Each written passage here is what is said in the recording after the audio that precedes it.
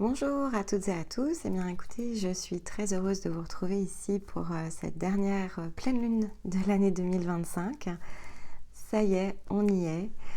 Donc on est plongé ici dans les énergies du Sagittaire et on va donc aller travailler ensemble ce dernier point, si vous préférez, en tout cas dans le sens évidemment ici de l'année civile, ce dernier point de conjonction intérieure que la Lune va venir ici nous apporter, mais donc dans l'angle du 9. Ici, c'est ça qui est important, puisque la révolution lunaire, si vous préférez, le nouvel an lunaire, se situe ici dans le Verseau. Donc, on a encore deux lunes très importantes qui vont venir ici nous accompagner, mais dans le sens ici de la combinaison avec le 9, c'est donc la dernière pleine lune qui va venir agir en tout cas dans cette, on va dire dans cette combinaison. Ensuite, on sera évidemment en année 10 ou en année 1, ça dépend de comment on considère évidemment ici l'angle des cycles d'un point de vue numérologique, mais on aura l'occasion d'en parler lorsque nous irons travailler le défi du Capricorne.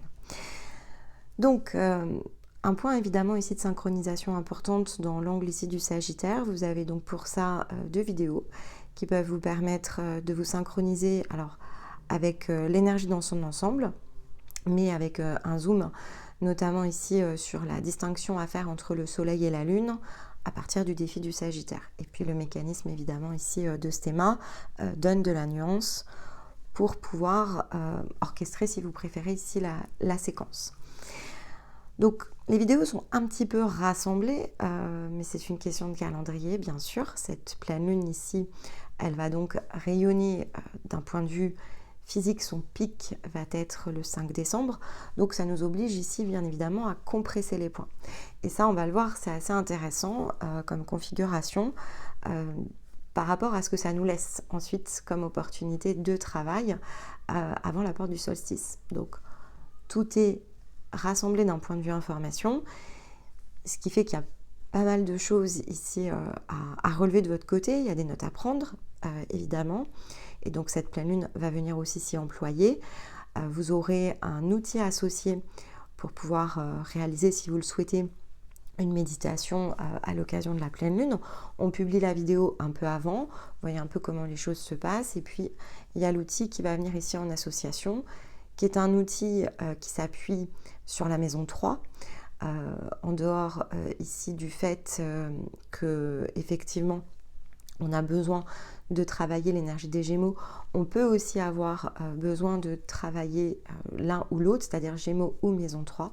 Donc ça, ce sera à vous évidemment ici de regarder ce qui vous correspond le mieux.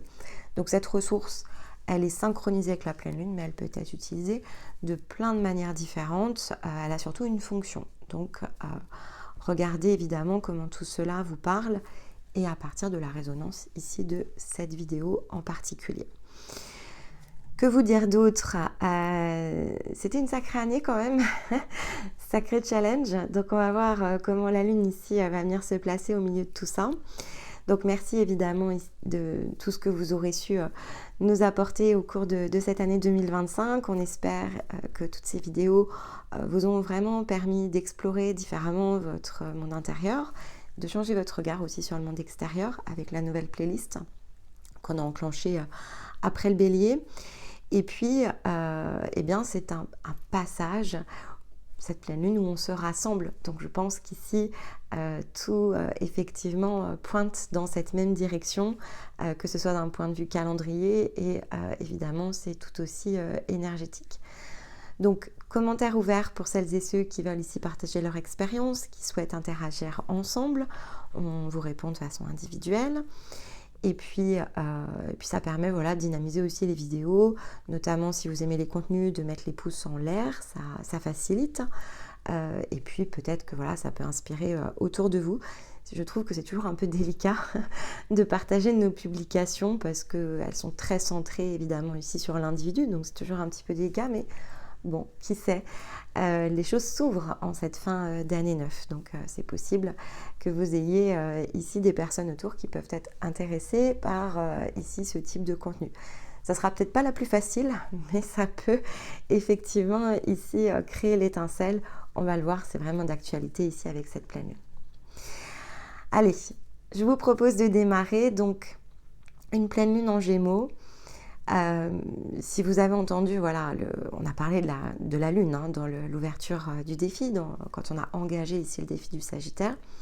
Donc je vous ai dit que dans ma façon, en tout cas ici, de concevoir cette lune, c'est une pleine lune de rencontres. C'est la pleine lune des rencontres. Bon, ça c'est le mot que j'ai choisi. Donc pourquoi ce mot? Parce que cette pleine lune, c'est celle effectivement qui permet de rassembler quelque chose. Ça peut être évidemment en conjonction ici avec les autres. Elle est très relationnelle aussi, cette pleine lune. C'est pour ça que le mot rencontre, c'est la rencontre avec soi, mais c'est aussi l'appréciation du relationnel avec les autres. Donc elle nous fait travailler évidemment ici notre relationnel. Le relationnel n'étant qu'une conséquence, finalement, une projection de notre état intérieur. C'est vraiment là-dessus qu'il faut venir se réappuyer. C'est la résultante de nos propres interactions ici avec nous-mêmes. Plus effectivement je suis, on va dire, consciente de ce que je suis, plus ce que je projette ici à l'extérieur provient de cet intérieur, alors qui est réinitialisé, qui est guéri, qui est libre. Tout va dépendre de là où vous vous situez, à partir ici de ce point dans le temps. Si vous êtes en train de terminer votre réinitialisation, par exemple sur le plan de l'âme, eh bien oui, en fait, à ce moment-là, cette pleine lune en Gémeaux, elle peut éclairer la manière dont s'est construite certaines relations, certaines dynamiques, et pour vous permettre de terminer ici, de déboucler. Parce qu'on est aussi en fin d'année, donc on déboucle tout ce qui s'est produit de façon différente. On est en capacité de réorienter, c'est ce que cherche à faire le Sagittaire, ce qui n'est pas encore, mais dans ce qui n'est pas encore, ça ne veut pas dire qu'on ne commence pas ici à le ressentir. Et cette pleine lune va commencer, si vous l'accueillez en tout cas, à faire ressentir ces décalages dans votre comportement le plus extérieur, dans ce besoin peut-être d'être avec certaines personnes, donc dans le type ici de relation que l'on entretient, la manière dont on adresse ici nos interactions, dont on joue les scénarios, ce que l'on emploie ici au cours de nos interactions. Donc est-ce tourné vers une ancienne version de vous-même? Est-ce que c'est tourné vers une future projection de vous-même? C'est-à-dire que parfois, on est tellement concentré dans l'orientation de ce que l'on souhaite obtenir de nouveau qu'on n'est pas toujours assez disponible au présent. Donc ça, c'est quelque chose qui est important.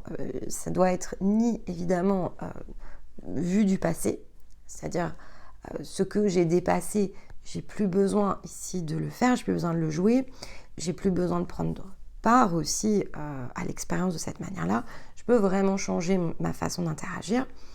Et parfois, je suis tellement concentrée dans ce que je veux mener que je ne suis plus disponible ici au présent. Donc, il peut y avoir cette question de temporalité qui se règle. Pourquoi? Parce que, en tout cas, qui émerge, donc dans lequel on peut se rendre compte des choses.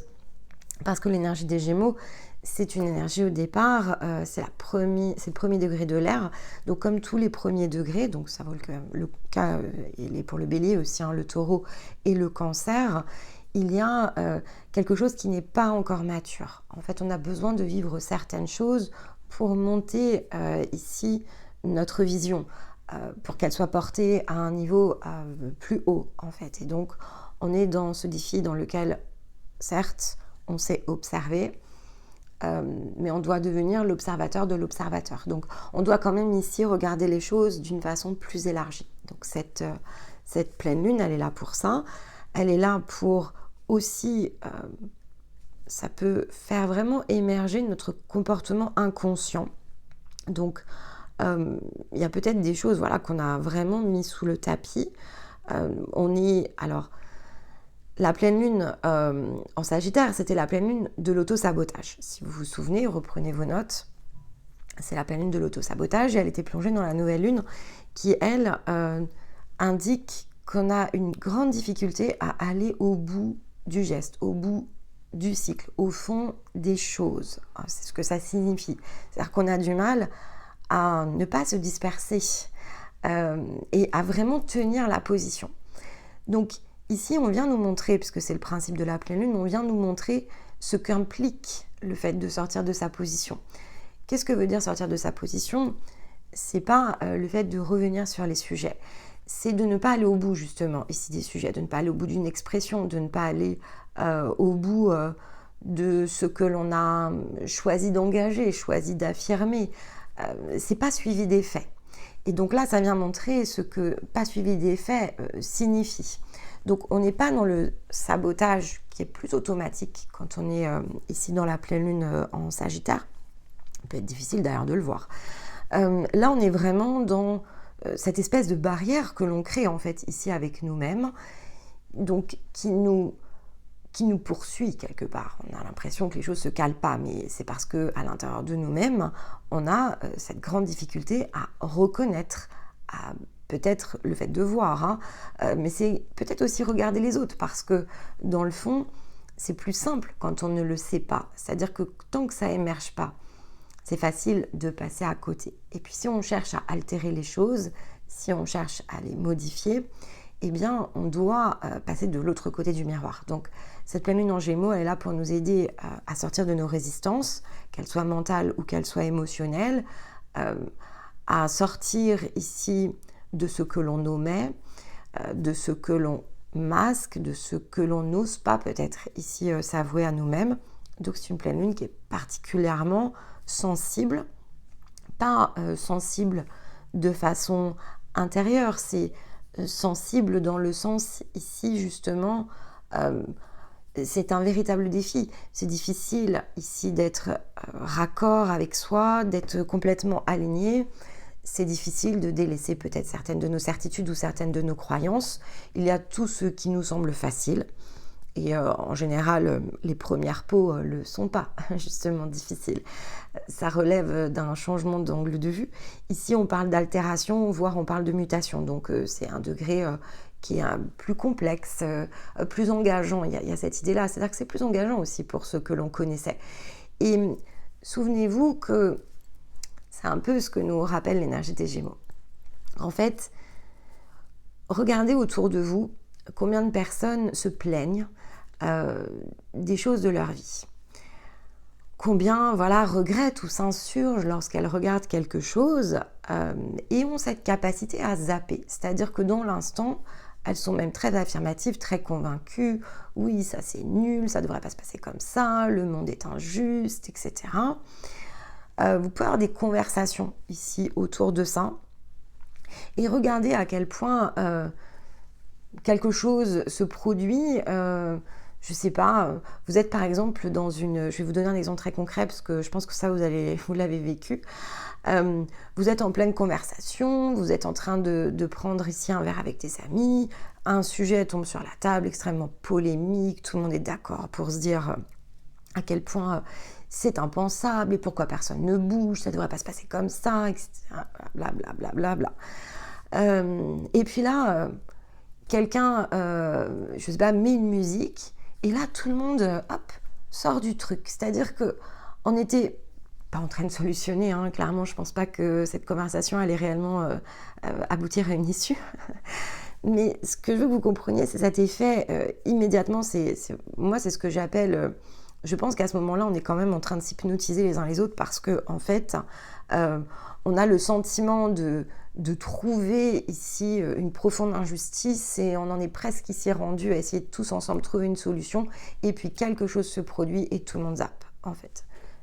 Maintenant, est-ce que vous, par exemple, vous zappez ? Moi, dans ce genre de conversation, en général, je suis surtout effarée de la facilité avec lesquelles tout le monde passe à autre chose. Et puis... je trouve aussi assez formidable l'affirmation, l'énergie. Il y en a qui avaient des mots. Wow, franchement, on s'est dit, wow, quel charisme. Un peu plus, et il montait sur la scène. Et là, vraiment, tout le monde était derrière lui. Et en fait, pchit, quoi. Donc, c'est vraiment cette idée. Donc, c'est important parce que, ok, ça, c'est visible, etc. Et là, vous pouvez observer. Mais... il y a des choses à l'intérieur de vous où c'est le même principe, c'est-à-dire qu'il y a des choses qui vraiment vous motivent, etc.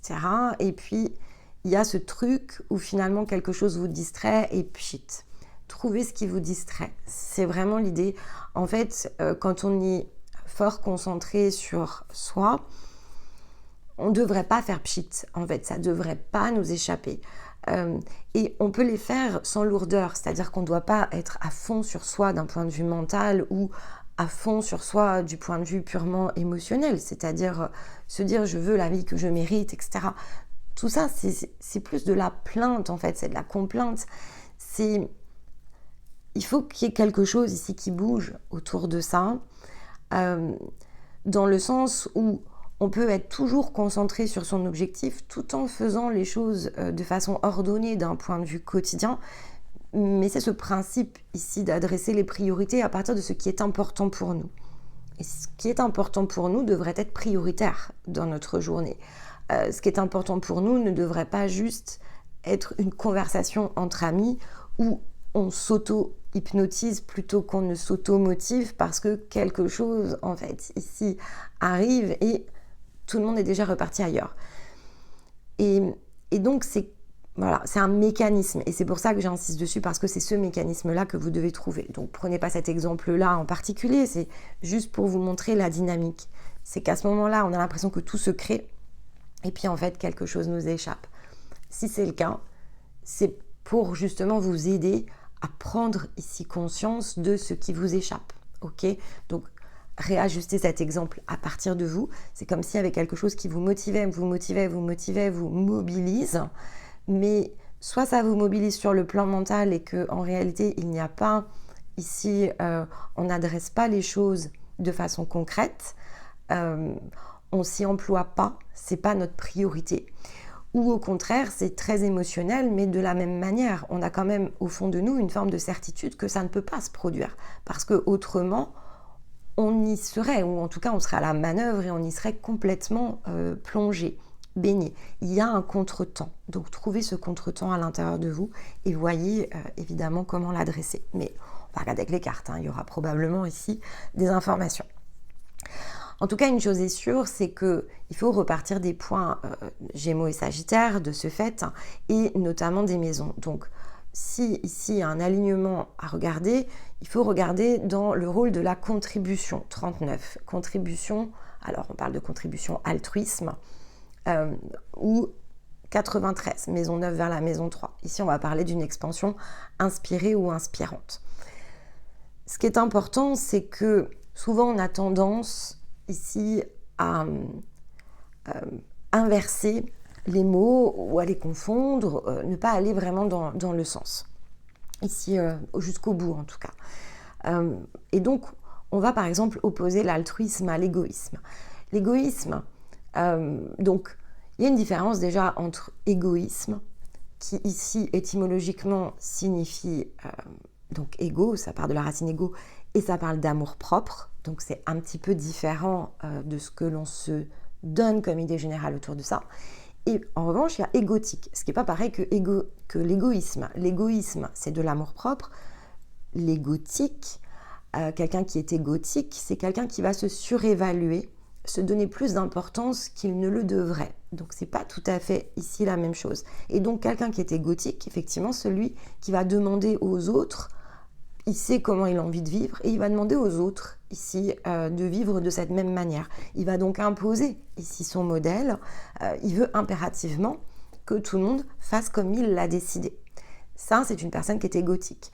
En revanche, être égoïste, avoir de l'égoïsme, c'est pas tout à fait pareil parce que ici, c'est se prioriser, c'est avoir de l'amour pour soi-même, c'est être dans sa valeur en fait quelque part.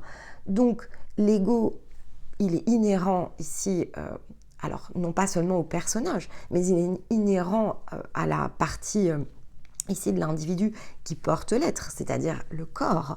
On a besoin de s'individualiser, chacun son corps en fait. Et donc là oui, on doit, jusqu'à une certaine mesure, on doit considérer notre amour-propre pour nous-mêmes. En fait, ça c'est quand même quelque chose qui est important. Ça n'implique pas la forme de projection plus narcissique que va ici utiliser quelqu'un qui est égotique. Et donc, faire preuve d'égoïsme, avoir une contribution quelque part plus égoïste, c'est savoir se prioriser. Avoir une contribution altruiste, effectivement, ici, L'altruisme, étymologiquement, c'est la racine d'alteri ou d'altrui, qui signifie les autres. C'est un mot qui en réalité est assez moderne. On ne parlait pas d'altruisme avant ici Auguste Comte, dont effectivement la paternité de ce mot est attribuée. Donc ici on est quand même sur la fin du 19e siècle. Vous pouvez de fait largement comprendre que ce terme a à peine 2 siècles en fait. Donc il s'est passé plein d'autres choses avant. Et c'est surtout une disposition morale au départ. Donc c'est une façon très contemporaine d'identifier la vie. Alors, est-ce que c'est de fait plus dogmatique que ça n'est ici profondément tourné vers le déploiement, vers soi? Ça, c'est une belle question à se poser parce que finalement, ici, comme ça renvoie aux autres, la contribution altruiste, c'est comment ici je contribue en passant par les autres, avec les autres, en m'associant ici avec les autres. Et toutes les associations ne sont pas nécessairement positives pour soi-même. Donc, être égoïste et altruiste, c'est pas quelque chose en réalité qui devrait s'opposer, c'est quelque chose qui devrait s'accorder, qui devrait se concilier.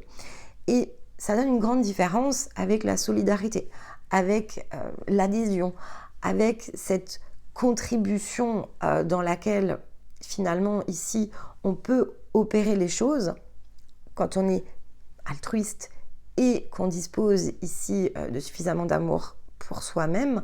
Eh bien on peut contribuer, on peut opérer, on peut prendre part mais sans se sentir complètement impliqué, concerné, sans prendre une part en fait qui n'est pas la nôtre. Et ça aussi c'est quelque chose d'important, alors que quand on est solidaire, eh bien en général on le fait avec une forme d'intérêt et non pas de façon désintéressée comme va le faire ici un altruiste. La grande différence, elle est dans le fait d'être intéressé ou désintéressé. Et en fait, il y a quelque chose ici de beaucoup plus subtil sur lequel il faut venir travailler. Donc, on peut être avec les autres en les laissant vivre leur vie sans nécessairement intervenir. On peut soutenir lorsque cela est nécessaire. On peut effectivement faciliter les orientations si on nous pose ici évidemment des questions, mais on n'est pas nécessairement impliqué par leurs résultats. Et d'ailleurs, on ne devrait probablement pas se solidariser de ce qui se produit ou de ce qui ne se produit pas. En revanche, on doit être extrêmement solidaire avec soi-même, donc se rassembler, être vraiment tourné ici sur cette notion d'intérêt qui est le nôtre et que l'on doit porter. Mais tout ça doit se rassembler à partir évidemment ici de l'individu, alors que majoritairement, on l'adresse dans le sens ici le plus extérieur. Et donc j'ai presque envie de dire, c'est probablement là que se trouve ici la subtilité. Cette contribution, elle doit pouvoir nous aider à agir avec les autres, à pouvoir ici sortir de toute forme de projection, qu'elle soit mentale ou émotionnelle vis-à-vis d'un résultat prédéterminé. Et on doit en revanche tourner cette prédétermination ou cette détermination ou cette volonté, si vous préférez, au profit ici de soi. Et dans l'angle probablement sur lequel cette pleine lune va vous aider à travailler, puisqu'il est combiné ici, elle est combinée au Sagittaire, cette énergie, c'est le fait de s'autoriser à être libre et à accueillir ce qui est en cohérence avec ce que vous êtes. Parce que ici, effectivement, si dans la position des Gémeaux, donc qui se situe en face, vous avez su saisir la subtilité de l'altruisme, ici on vous demande de vous réorienter dans un sens plutôt tourné vers votre ego, c'est-à-dire ce qui vous appartient. Et encore une fois, c'est pour concilier le point de l'altruisme de manière à ce qu'il ne dérive pas ici dans une forme de solidarité qui serait potentiellement en décalage avec la cohérence que vous recherchez. Donc il faut s'interroger autour ici de ce relationnel, il faut regarder comment les choses évidemment ici s'imbriquent, peut-être coexistent, parce que souvenez-vous qu'on ne peut pas faire coexister plusieurs réalités. Ça demande beaucoup trop d'énergie et en fait, ça ne permet surtout pas de faire émerger celle qui vous correspond. On va toujours se diviser en fait et on va toujours partager notre réalité avec les autres en s'imbriquant, si vous préférez, en s'interconnectant sur des zones qui nous concernent probablement bien moins qu'il n'y paraît. Donc, on est dans la maison ici du Sagittaire, qui est la maison de l'ermite. L'ermite, c'est celui qui est à la manœuvre, c'est celui qui le dirige, et il dirige ce qui se situe autour de lui. Il est la torche, et donc ici, il a son propre flambeau pour éclairer, évidemment, ce qui se situe autour. Il n'a pas encore fait sa traversée, donc il ne sait probablement pas encore. Ensuite, il ira vers la roue de fortune. Il devra faire tourner ensuite la roue l'ermite. Donc, à ce moment-là, il pourra redistribuer les choses, il pourra regarder peut-être comment s'interconnecter avec les personnes, mais il doit déjà livrer son projet. Il doit déjà pouvoir être ce qu'il est pour ne pas justement ici dériver de cet assemblage qui de fait ne lui correspond plus totalement. Et donc pour ça, il faut sortir évidemment des résistances parce qu'elles seront nécessairement mentales ou émotionnelles selon ce que l'on a identifié derrière ça, vérité ou certitude. Et là, je vais vous renvoyer évidemment ici aux vidéos du dimanche qui vont parfaitement venir s'inscrire dans cette veine en fait, ce qui est très logique parce que c'est vraiment le travail qui est attendu sur ce cycle et donc en particulier sur ce défi et sur cette fin d'année. Donc, en petite pièce pour venir soutenir tout ça, on a l'opale bleue. On a 3 breloques. Alors bon, là elles sont venues. Alors c'est la feuille qui s'est glissée ici dans mes doigts, qui au passage a fait sauter Vénus. Et puis à côté, effectivement, quand j'ai mélangé, était déjà sorti du bol un soleil. Donc une combinaison quand même assez riche et pas si simple que ça. C'est pour ça qu'elle est importante cette pleine lune. En totem, c'est le bélier. Donc voilà, de position de feu à position de feu, il y a toujours un rappel. L'opale bleue, c'est la communication, c'est une pierre de communication, c'est une pierre qui permet de poser la parole, les mots justes. Si on est quelqu'un qui a de la difficulté d'expression avec les mots, j'entends, c'est-à-dire une difficulté à dire les choses, à les communiquer, à se dévoiler aussi, donc on peut utiliser beaucoup la parole et on peut être un bon communicant, mais quand ça nous touche, c'est-à-dire quand c'est quelque chose ici qui nous concerne de façon beaucoup plus directe, s'il faut ici faire état de son intérieur, exprimer profondément ce que l'on ressent, c'est pas toujours une évidence, ok ? Ça ne retire en rien nos qualités d'éloquence, mais c'est pas toujours quelque chose qui est évident, notamment dans certaines dynamiques relationnelles. C'est-à-dire qu'on peut être une personne très entourée, je vous renvoie aux Gémeaux, en général ce sont des personnes qui sont très portées vers l'extérieur, elles savent nouer ici des liens vus de l'extérieur qui semblent faciles, ça semble pas très compliqué ici quand on a des gros placements en Gémeaux, mais notamment un soleil ou même une lune, ça semble plutôt facile, on navigue avec aisance ici dans les interactions. On a un peu de popularité autour de ça, on attire ici, c'est l'énergie d'air bien sûr, mais pas que, c'est-à-dire qu'on a un atout de communication quand même ici dans une position principale en Gémeaux. Maintenant, est-ce que c'est toujours sincère? Parce que c'est ce que renvoie ici l'opale bleue. Est-ce qu'on sait toujours faire les choses, dire les choses, les exprimer avec profondeur et sincérité? Ça, c'est moins sûr tout de suite parce que effectivement, c'est pas une caractéristique ici du Gémeaux. Les Gémeaux, ils ont cette caractéristique à être facilement adaptables. Ils savent très bien s'insérer dans différents environnements. Mais est-ce que ce sont dans ces environnements-là qu'il doit évoluer? Et c'est là où c'est beaucoup moins sûr. En fait, c'est là où globalement va se situer la difficulté des Gémeaux parce que on va être présent, on peut être très complaisant d'ailleurs ici avec notre présence. On fait ça par convenance, on fait ça parce que c'est bien, parce qu'effectivement il y a un côté qui est un peu dans cette recherche inconsciente d'un peu de popularité.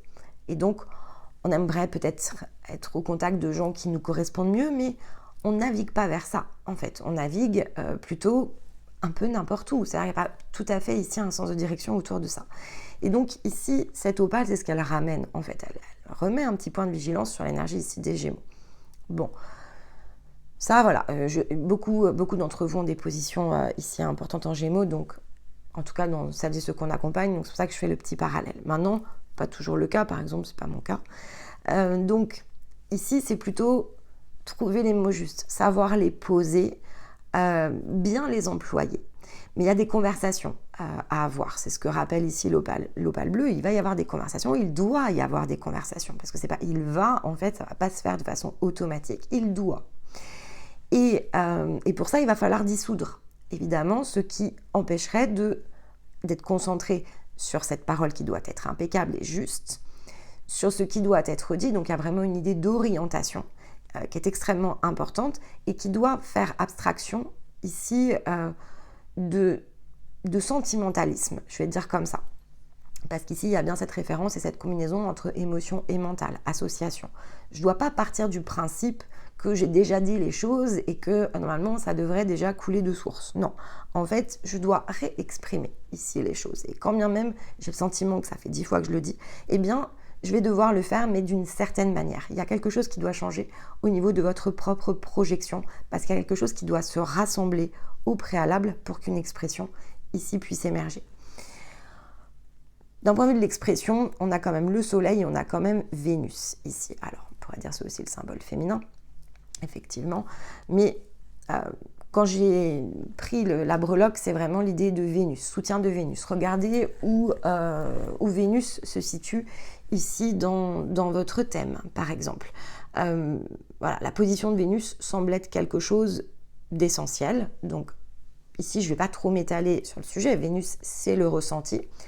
Elle dispose ici d'une énergie qui va travailler le chakra sacré, mais elle doit se combiner, se concilier ici avec Mars. Donc, ce qui est important au regard ici de ce qui a été dit avec l'opale bleue, c'est que vous avez peut-être dit les choses jusqu'à présent, mais peut-être que vous aviez utilisé Mars, par exemple.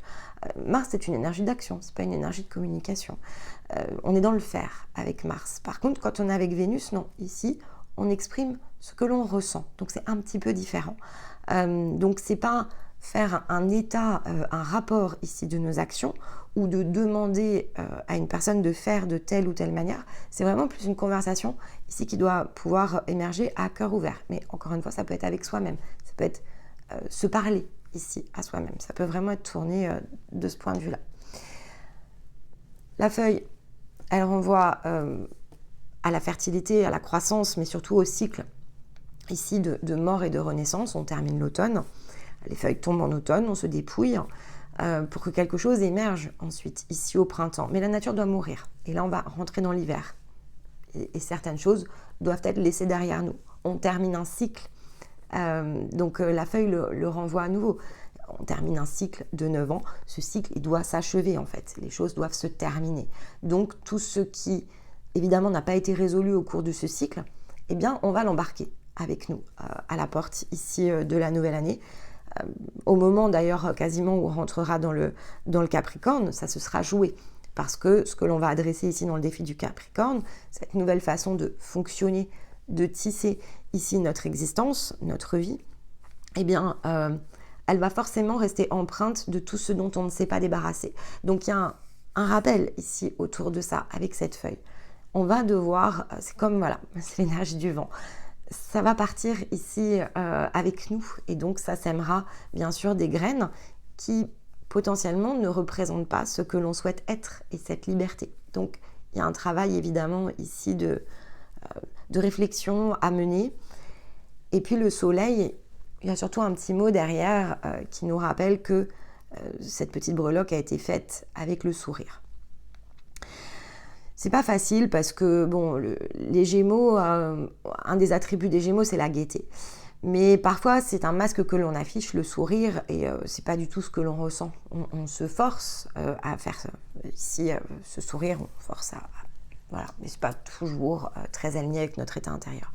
En revanche, ici, ce que ça nous renvoie comme information, c'est que, comme à peu près tout le reste, c'est une question d'attitude. Et donc, on peut effectivement s'attacher à sourire, même si ce n'est pas ce que l'on ressent, mais on peut décider non pas simplement de sourire, mais plutôt de notre état d'esprit, c'est-à-dire d'être de bonne humeur.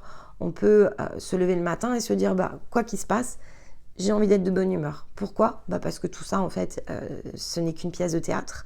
Donc, je ne sais peut-être pas ici m'aligner, m'ajuster, mais ce n'est pas pour autant que je dois le vivre de façon difficile, lourde, comme si je devais ici porter les choses.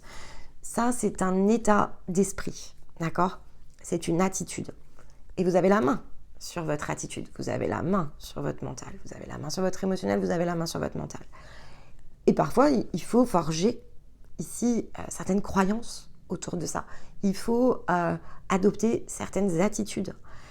Mais tant qu'on est raccord avec ça, c'est-à-dire tant qu'on se lève le matin et qu'on n'est pas en train de se dire je joue un personnage, mais moi, à partir d'aujourd'hui, je veux vivre dans cet état d'esprit de bonne humeur permanente. La vie est rose? Non, pas tout le temps. Est-ce que je peux faire tout ce que je veux? Oui, en théorie, mais je n'ai pas toujours trouvé les moyens. C'est théorique. Mais ça viendra avec le temps. C'est comment je passe de la théorie à la pratique. Et entre les deux, c'est comment je choisis de le vivre. Et donc ici, on est invité à se poser la question. Comment vous voulez vivre ici vos 9 prochaines années? Si vous les avez vécues à vous forcer à sourire, très bien.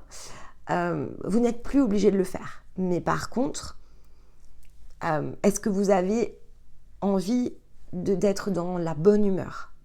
Et c'est pas afficher un sourire niais, en fait, c'est pas ça. Ou c'est pas se forcer à être quelqu'un d'autre.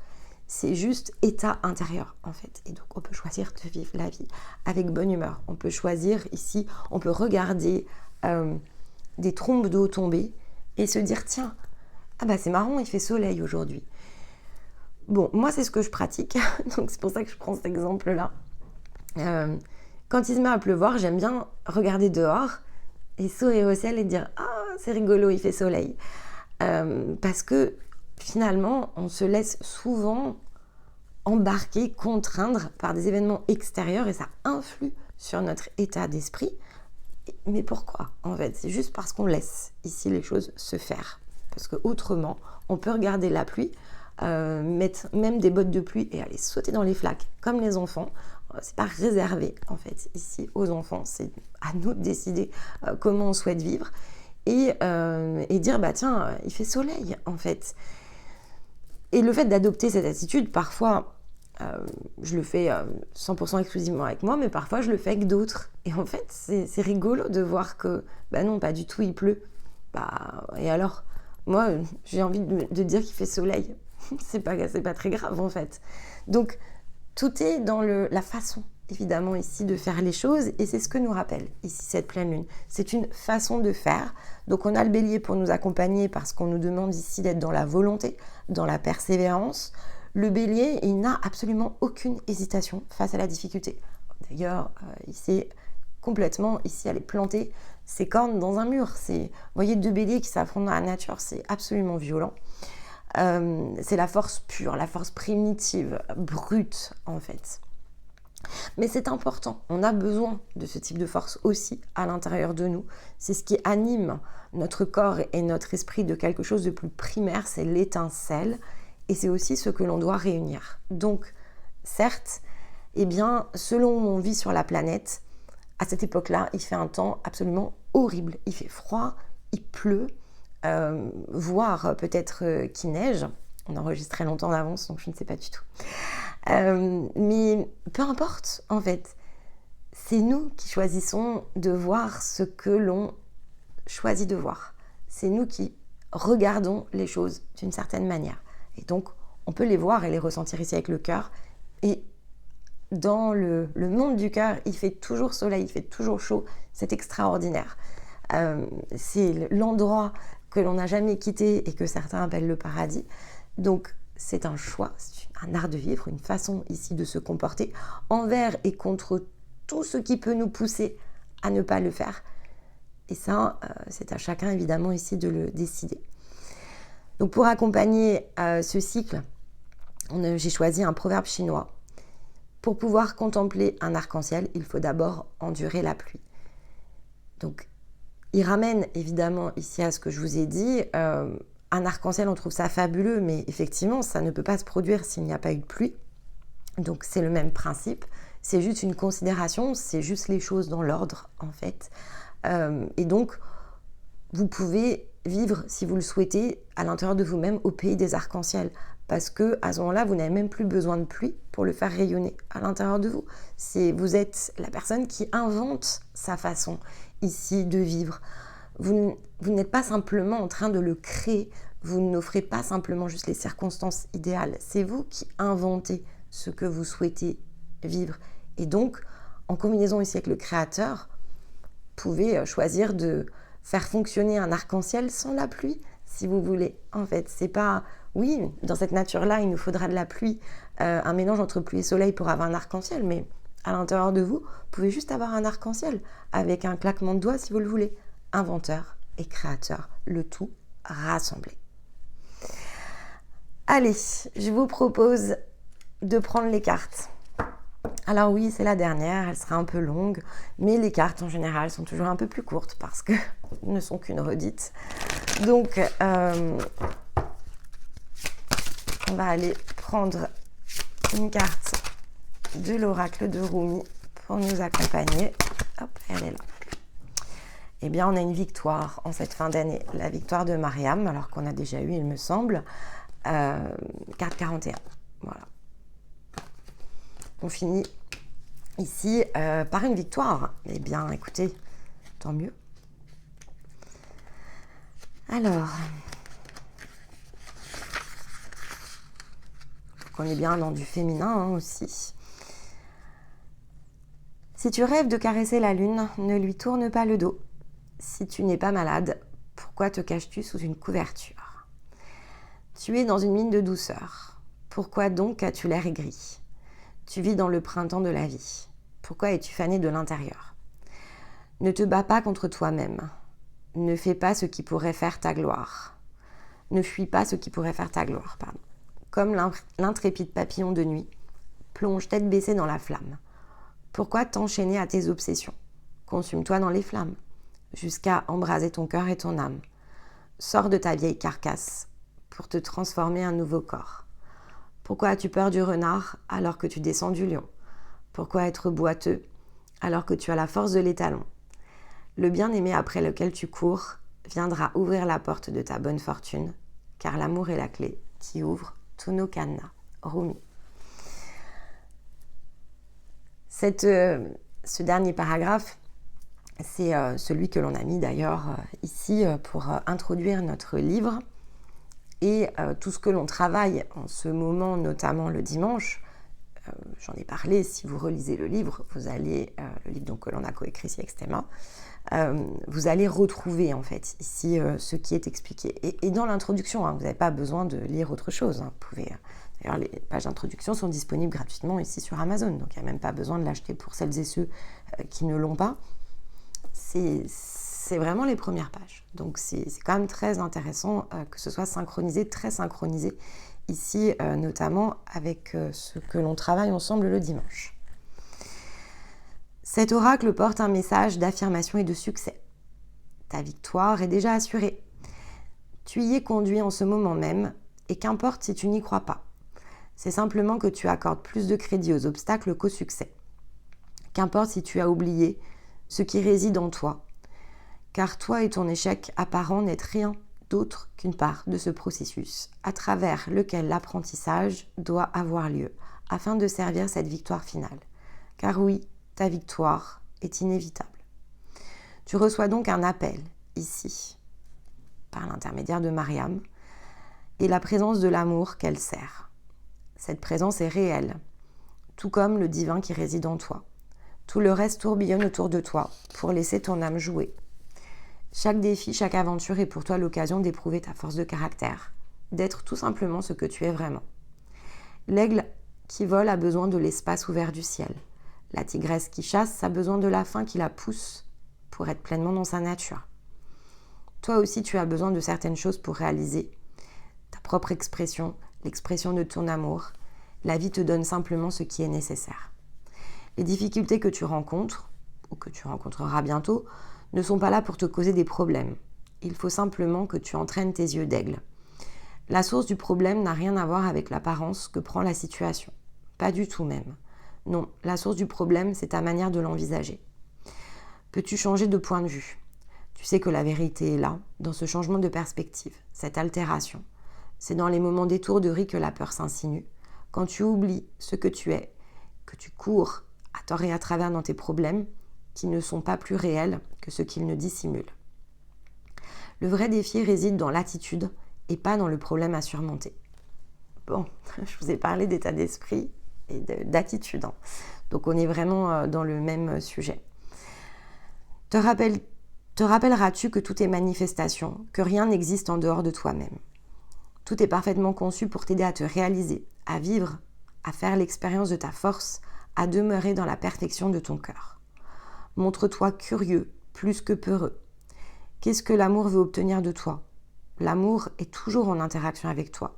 C'est toujours cet amour, même lorsque tu as l'impression que tu portes une énorme pierre en gravissant la plus escarpée des montagnes pour construire un temple à son sommet. Tu verras quand le temple sera construit, il dominera l'océan, et quand le soleil levant franchira l'horizon, en changeant l'eau en or, tu oublieras ta difficile ascension pour te délecter simplement de cette vue. Tu oublieras ce qui était censé te causer du souci. Alors à quoi bon y penser ? Mieux vaut apprécier le moment et demeurer en paix. Mieux vaut contempler le lever de soleil plutôt que de te détourner de cette splendeur, de ronchonner contre la lourdeur de ces satanées pierres. Ensuite, tu rêveras d'un autre temple qui nécessitera peut-être plus de pierres et tout recommencera. Mais là encore, dans ton temple tout récemment construit, tu recevras la grâce d'un magnifique lever de soleil qui te laissera sans voix. Cette carte t'apporte la guidance et le réconfort. Quoi qu'il t'arrive en ce moment, que ce soit source de joie ou de soucis, sache que c'est simplement toi-même qui essaye de t'introduire dans ta vie. N'hésite pas, fais-toi confiance, accepte pleinement ton sort, laisse tout cela agir. Il n'y a aucune raison de résister. Sois vivant, sois libre, vis dans l'amour et laisse l'amour se déployer. Tu es promis au succès, autorise-toi à le rencontrer, laisse-toi aller, laisse-toi guider vers cette sagesse de la vie et de l'amour. Il y a une part de toi-même qui ose désormais aimer, vivre et faire plus confiance qu'autrefois. Tu oses même abandonner l'habitude néfaste qui consiste à t'infliger de revivre les mêmes blessures passées. Tu ne veux plus te moquer de toi-même à travers échecs et critiques. Tu te fais moins peur, tu n'as plus besoin de te saboter. Tu es en train d'apprendre de différentes manières comment exprimer l'amour et te les approprier. C'est ta voie vers cette victoire qui t'est assurée.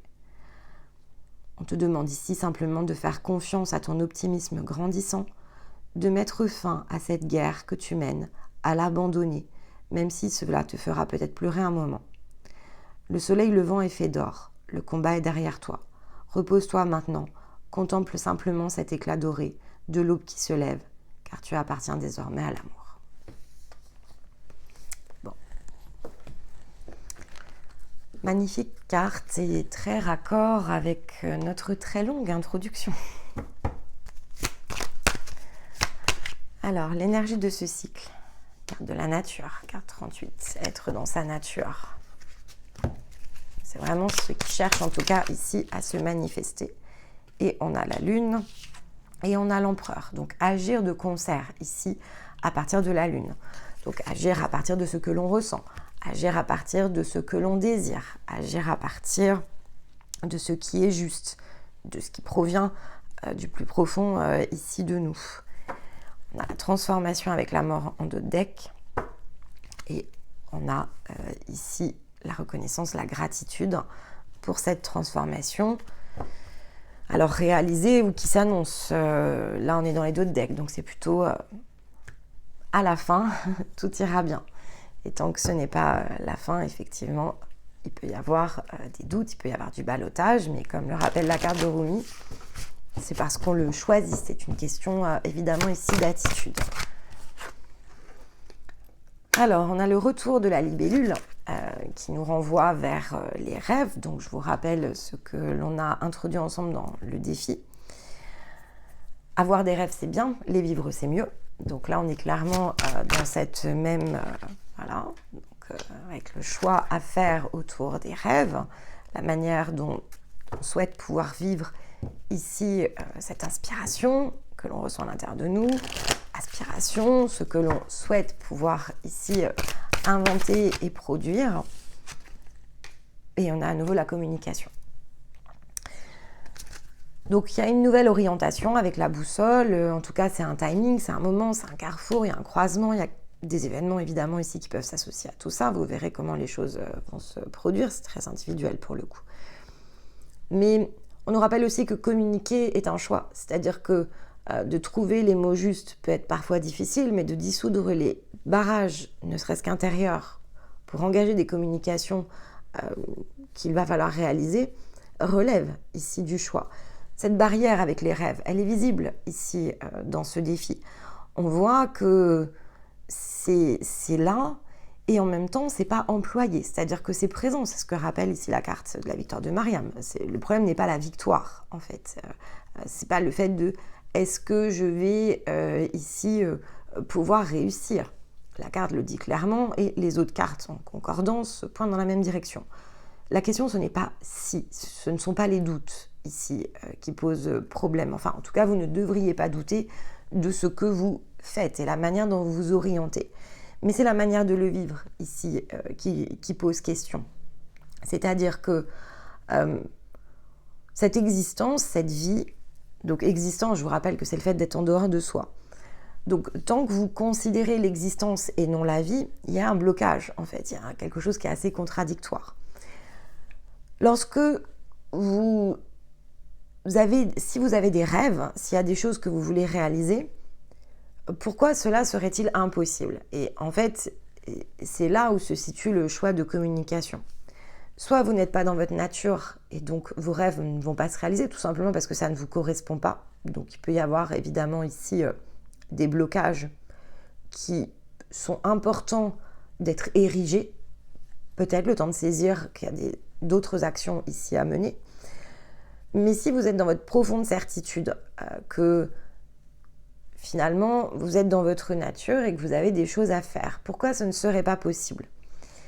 Si c'est une question inhérente aux autres, donc là on revient sur l'altruisme, il y a un sujet parce que un partenaire ne peut pas ici ne pas entendre, ne pas comprendre, ne pas partager, même ne serait-ce que vos rêves d'ailleurs, parce que je vais quand même ici vous rappeler que le partenariat s'appuie sur le partage. Donc, a priori, ne pas poursuivre les mêmes rêves que son partenaire, il y a un sujet quand même ici avec votre partenariat.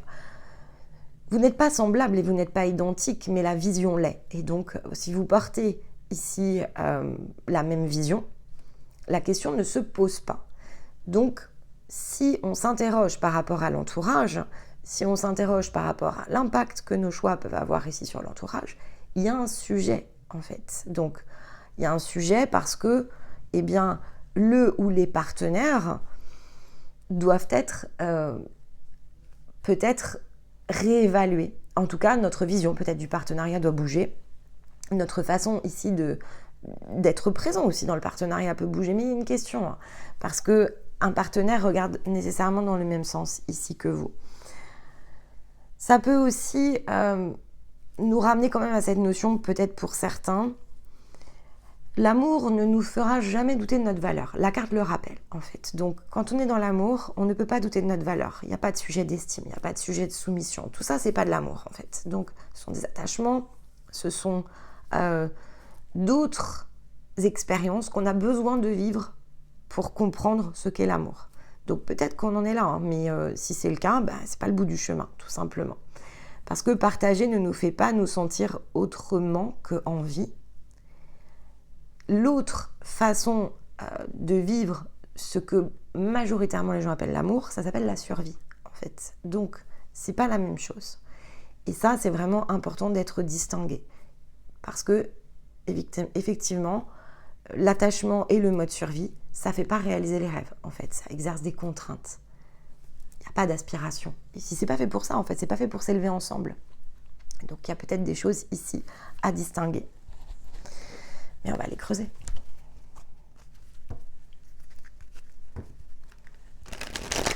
Mais de toute façon, ça fait déjà partie ici des notes qui sont prêtes pour la conclusion. Donc, on va travailler dessus de toute façon en méditation. Mais l'amour ne peut pas être une excuse et ne peut pas être un prétexte. Si quelqu'un nous dit « je t'aime » et que ce « je t'aime » nous empêche de faire quelque chose, ça ne s'appelle pas de l'amour, en fait. Ça s'appelle une projection, une perception de l'amour, mais qui n'en est pas. Et ça, c'est important parce que personne ne peut prétendre, ici, inclus vous-même, hein. C'est-à-dire que vous-même, si vous identifiez que de communiquer, d'adresser un choix n'est pas de l'amour parce que vous avez du doute, de la peur et de la crainte autour de la projection que cela pourrait impliquer chez les autres, je suis au regret de dire que ça marche dans les deux sens. C'est-à-dire que si ça venait envers vous, ce ne serait pas de l'amour, mais si c'est ce que vous portez ici dans la qualification de vos relationnels, ça n'en est pas plus. Donc c'est vraiment à double sens. Et ça, il faut vraiment s'interroger dessus. L'amour, c'est la liberté, c'est la vie. Donc, si vous êtes structuré, organisé avec une attitude en mode survie, il n'y a pas d'amour ici. Il n'y a même pas d'espace pour que ce soit ne serait-ce que visible, en fait. Bien, on a un 9 avec la béatitude, donc je pense qu'il y a une vision ici avec la béatitude. C'est une manière de voir les choses qui peut poser évidemment problème.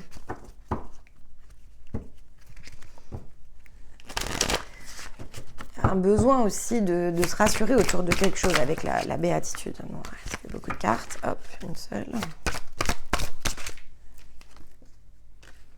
Ouais, on cherche des certitudes quand même, mais il n'y en aura pas. Donc je préfère d'ores et déjà trancher ici dans le vif. Il n'y en aura pas. Dans la vie, il ne peut y avoir absolument aucune certitude.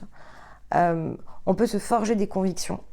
Mais il faut accepter que ces convictions soient temporaires pour que la vie, en fait, ici, puisse circuler de façon libre et libérée. Donc, c'est comme pour les croyances, on ne peut pas vivre sans croyance et on ne peut pas vivre sans certitude. Mais face à un choix, on doit pouvoir les libérer parce qu'autrement, il n'y a jamais de choix. On est dans quelque chose que l'on répète et que l'on peut créer de façon un petit peu plus innovante. On peut créer des nouveaux scénarios autour de ça, mais en tout cas, on n'est pas en train de se réinventer.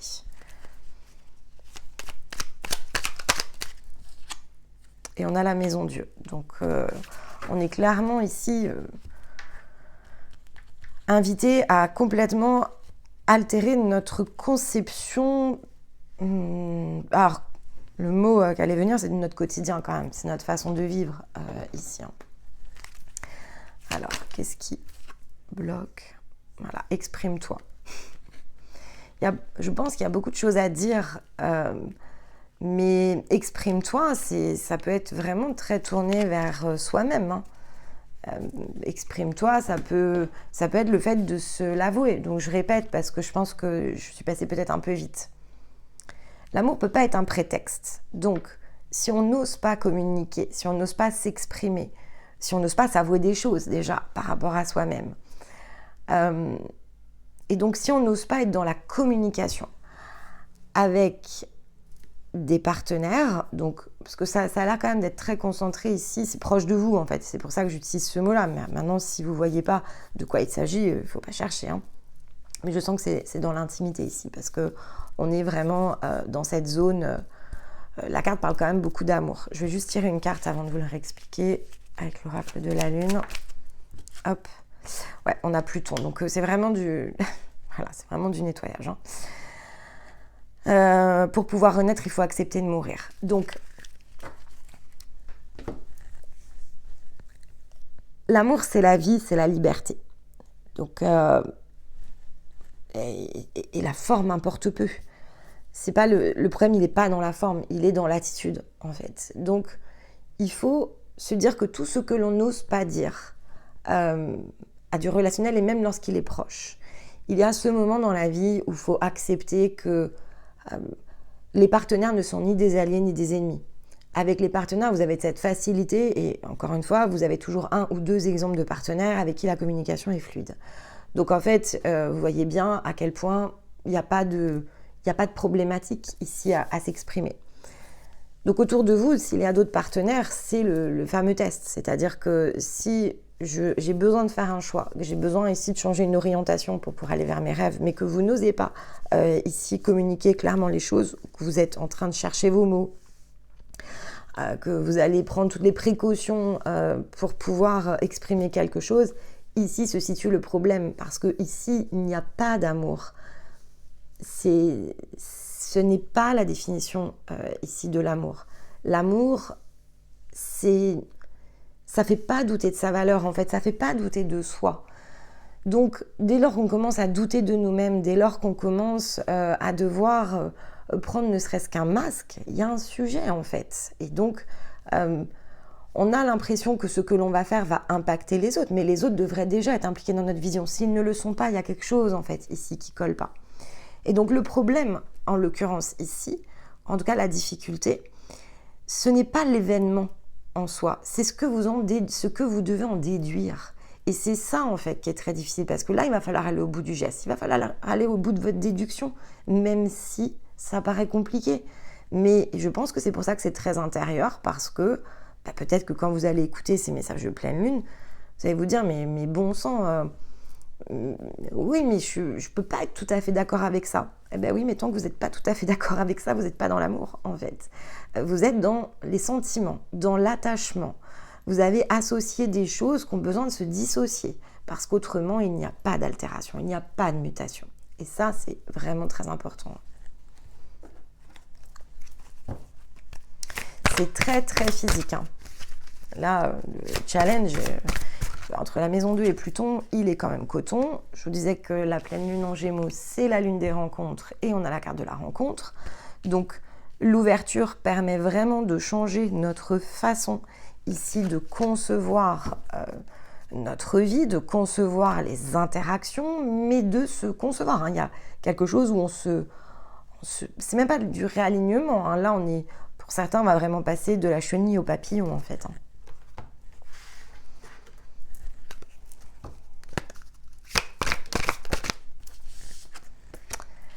Sérénité, et donc on a la famille, bon, il y a quelque chose qui s'apaise autour de ça. Alors, la famille, vous connaissez la différence avec le foyer, mais il n'y a pas de carte qui s'appelle foyer. On aurait pu avoir la maisonnée, mais on est en sérénité par rapport, je crois, à la manière dont ça s'est construit. Donc, dans cette différence aussi. Et on a un valet de denier, où effectivement, c'est le principe ici du trésor que l'on trouve, une graine qui deviendra arbre, et c'est le fait de faire confiance à la vie, aux surprises qu'elle nous apporte. Donc, on doit être serein par rapport à ça.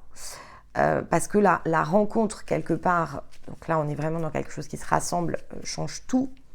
Si votre perception, vous l'altérez par rapport à ce que je viens de vous dire, oui, ça change tout, en fait. Ça change tout parce que, finalement, on adresse les choses, le problème étant la déduction et pas l'événement. On est en train de se focaliser sur l'événement et ce que l'on a à dire, mais on a oublié en fait ici d'être donc l'observateur de l'observateur. Et là, vraiment ce défi va vous aider à être l'observateur de l'observateur. Voilà, la peur, la crainte que l'on ressent d'engager quelque chose face à quelqu'un est toujours liée à une erreur de déduction. En tout cas, une façon dans laquelle il va falloir aller altérer. Il y a un problème d'attitude ici, parce que soit on est dans la confiance, soit on ne l'est pas. Soit on est dans l'amour, soit on ne l'est pas. Soit on veut vivre sa vie, soit on reste plongé dans une existence qui ne nous ressemble pas totalement. Soit on est dans notre nature, soit on est dans notre personnage. Et il y a vraiment ici une grande distinction à faire au cours de cette pleine lune. Et ça nous ouvre, on avait le temple, voilà, donc le lever de soleil ici avec le temple, il y a eu toute une grosse référence ici au temple dans la carte, donc c'est vraiment, on sort à nouveau, c'est la même symbolique, il y a quelque chose ici qui relève de la victoire, on a l'épanouissement d'autres decks, donc ça a l'air assez puissant quand même. C'est très mental, par contre. En tout cas, moi, de mon point de vue, là, on est vraiment dans l'altération du point de vue. Quand je dis mental, c'est très cérébral, en fait. Je ne devrais pas utiliser le mot mental, parce que voilà. Et on sait ce qu'il y a à faire, en fait. Bon, on est dans le papillon ici.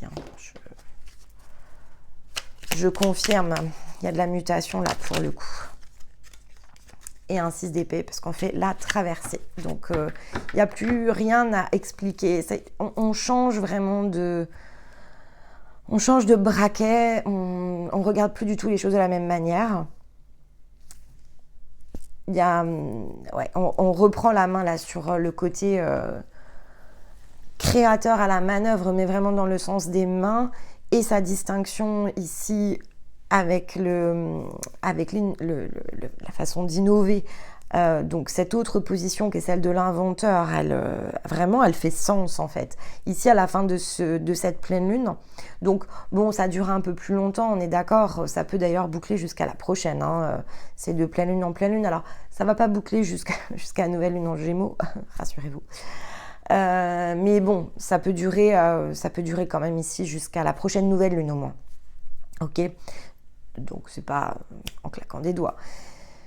Mais il y a quelque chose qui change, la façon de penser vraiment elle change, hein. La façon de penser elle change. Avec le 6 d'épée, on change de réglage, vraiment. La conception même de nous-mêmes, de nos possibilités, etc. Il y a quelque chose qui switch ici. C'est vraiment très très significatif en tout cas. Alors, Enymphéa, si ça ne se passe pas comme ça, on n'y est pas. Je vous rappelle qu'ici, on travaille vraiment dans la vibration d'expansion. Donc, il faut repartir un petit cran quand même en arrière. Là, c'est difficile pour moi de mener plusieurs lignes collectives vraiment sur cette fin d'étape et fin d'année 9. Hein. Donc, si vous ne le ressentez pas de cette manière-là, c'est que, alors, ça sera à la hauteur, ok, de votre propre niveau de développement. Si on est sur de la réinitialisation, vous changez d'état d'esprit. Vous changez quand même votre manière de vous regarder. Maintenant, est-ce que vous vous voyez complètement? Peut-être pas, mais vous changez votre manière de constater, d'adresser les situations. Mais pour certains, on est vraiment sur la mutation. C'est beaucoup plus puissant. Et donc, pour terminer, on a la carte 32, l'instinct naturel. Vous savez dans quelle direction voler. Hein. Bon, donc je pense que c'est plutôt très clair. Alors, pour les autres, je vais en tirer une deuxième. Donc là, pour ceux qui sont vraiment dans l'énergie de mutation, ça y est, en fait, on change complètement. Et là, on a une surprise pour les autres. Voilà, pour tous celles et ceux qui sont sur le plan de l'âme, un cadeau tombe du ciel, carte numéro 2. Il y a une façon qui est différente pour moi. On est vraiment dans quelque chose qui est un petit peu différent. C'est ce que vous avez vécu pour les autres, hein, ces fameuses surprises, ce truc où ça fait... il y a quelque chose, une prise de conscience. Et oui, là, c'est un très grand cadeau parce que on laisse quelque chose au placard qui peut-être nous suit là depuis 1 an, 18 mois, etc. Donc oui, c'est un gros fardeau. C'est une très belle surprise. Et là, c'est pas le cadeau mal emballé. On sort de cadeaux tellement mal emballés. Donc là, il y a quelque chose... oui, là, c'est de l'ordre du cadeau qui fait plaisir, en fait, qui donne confiance. Elle est là la différence. Donc il y a celles et ceux qui vont vivre cette fin d'année vraiment avec une grande confiance qui n'était pas présente jusqu'à présent, qui était plus justement mentale que vécu, ressenti. Ok, hein, petit clin d'œil à Vénus. Là, on ressent et on va pouvoir distinguer les deux. Pour d'autres, non. On est dans le... on est dans le switch. Et là, on est dans le... C'est plus la certitude, vous savez, cette distinction entre... C'est le fameux savoir sans savoir. C'est-à-dire, je sais pas d'où ça vient, mais ça va au-delà de la simple certitude. On est dans un niveau de conviction, c'est très puissant, c'est combiné avec la liberté, c'est combiné avec la confiance, c'est combiné avec la nature, enfin... ça s'impose, en fait, ici à l'intérieur de nous-mêmes. C'est ce qu'on pourrait appeler l'instinct, mais je trouve que dans les définitions... Ici, c'est le côté vraiment animal, ce que Stéma vous a souvent beaucoup expliqué. C'est le côté animal, en fait. C'est pas le côté simplement intuition, où on est là en train d'écouter sa petite voix intérieure. Ça n'a plus rien à voir, en fait. À ce stade-là, ça relève pas de la petite voix intérieure. C'est juste présent. Et donc, c'est la différence entre la présence et l'intuition, entre l'âme et l'ensemble qui vient prendre vraiment le relais. Donc, il y a une vraie distinction ici qui peut, pour certains, c'est ce que vous allez ressentir. Donc, quand on ressent ça, est-ce que c'est complètement la dernière étape? Quand la partie animale prend le relais, ça peut être une étape un petit peu intermédiaire. Ok. Mais pour d'autres, non, c'est vraiment la présence prend tout l'espace et il n'y a plus de distinction. En fait, on n'arrive plus à se distinguer. Les fragments de soi, ils ne se distinguent plus. On est un petit peu tout à la fois et donc on a cette capacité à adresser les choses de façon assez multiple. Donc, ça, c'est une autre façon de vivre l'expérience. Eh bien, écoutez, cette dernière pleine lune a l'air de remplir ici tous les, j'allais dire tous les espoirs. C'est la dernière porte, elle a l'air quand même assez ici fabuleuse, donc j'ai évidemment hâte de voir comment vous allez de votre côté vivre tout ça.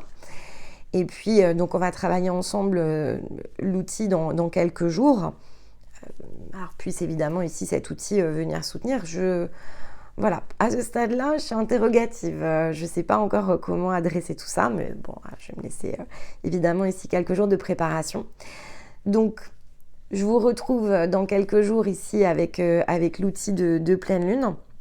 Et puis, juste après l'outil, vous aurez donc cette dernière vidéo ici le dimanche, avant d'avoir tout cet espace libre entre, le temps que vous écoutiez, entre on va dire maximum le 10, quoi. En gros, ce qui est bien, c'est de profiter vraiment pleinement du portail entre le 12 et le 21-12 pour vraiment prendre ce temps d'adresser tout ce qui doit l'être, en fait. Zone de réflexion complète, on reprend toutes les notes de l'année, etc. Donc, ça s'est synchronisé comme ça sur la chaîne. Au départ, c'était pas forcément un souhait, c'est-à-dire qu'on avait donné ici un rythme. Et puis, il se trouve que ça nous laisse vraiment 15 jours de libre, en fait. Donc, c'est vrai que tout est concentré au début, mais ça va faire 15 jours. Donc, avec toutes ces informations ici à réexplorer pour pouvoir vraiment utiliser la zone de silence pour faire un bilan. Et ça, c'est important. En fait, c'est important de s'imprégner de soi, de bien se rassembler, et cette pleine lune nous y pousse. Bien se rassembler dans ses pensées, dans ses ressentis, dans ses certitudes, dans ses vérités, et donc évacuer peut-être certaines choses, dissoudre, modifier ici notre façon de fonctionner. Donc ça va être particulièrement idéal. Ce fonctionnement, je trouve qu'il est vraiment top, en fait, et donc ça s'est fait de façon ici justement très instinctive, mais c'est complètement évidemment ici à propos. Donc, profitez évidemment ici de ce temps, et peut-être que justement la méditation peut venir se glisser juste avant l'entrée du portail, hein, c'est possible, vous verrez comment vous voulez faire les choses. Et bien sûr, n'hésitez pas, alors surtout pour celles et ceux que l'on accompagne, hein, n'hésitez pas ici si vous avez de l'expérience à partager de façon plus privée. Ça peut être ce moment particulier dont vous avez besoin pour terminer ici votre point de bascule. Donc écoutez, ça peut faire partie, ici des choses qui sont facilitantes, parce que ça remue quand même ici avec la Maison Dieu et Pluton. Mais en attendant évidemment ici de se retrouver dans quelques jours, prenez le temps peut-être de réécouter aussi la vidéo avant le pic de pleine lune, parce que je pense qu'elle était très riche, très dense, et peut-être aussi un petit peu secouante par rapport à certaines informations. Mais c'est important, on est vraiment le focus ici sur la victoire et sur cette fin de cycle. Alors puissions-nous ici être nombreux à justement ressentir cette victoire et de pouvoir la vivre. C'est quand même ici ce qu'il y a de plus important. En attendant de fait ici de vous retrouver pour la prochaine vidéo, eh bien écoutez, je vous embrasse, et puis je vous souhaite de fait ici une très belle pleine lune. Bye bye.